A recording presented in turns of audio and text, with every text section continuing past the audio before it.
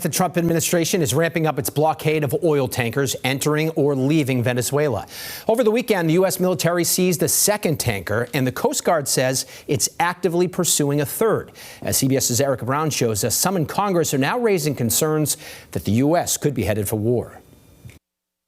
With the U.S. Coast Guard in active pursuit Monday of a third oil tanker connected to Venezuela, Homeland Security Secretary Kristi Noem defended the Trump administration's efforts to ramp up the pressure on Venezuela's President Nicolas Maduro, speaking on Fox and Friends. We're not just interdicting these ships, but we're also sending a message around the world that the illegal activity that Maduro is participating in cannot stand. He needs to be gone. The Trump administration maintains Maduro and his government are trafficking drugs into the United States.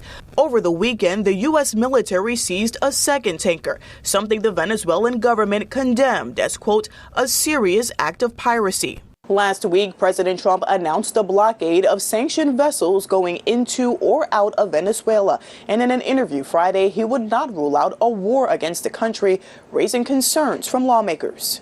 I consider it a provocation and a prelude to war, and I hope we don't go to war with Venezuela. We should not be waging war against Venezuela.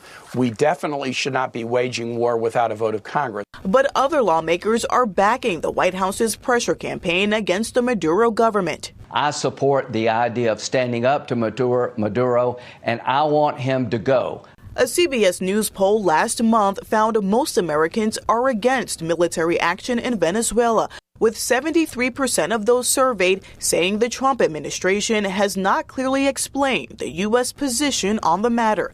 Erica Brown, CBS News, the White House.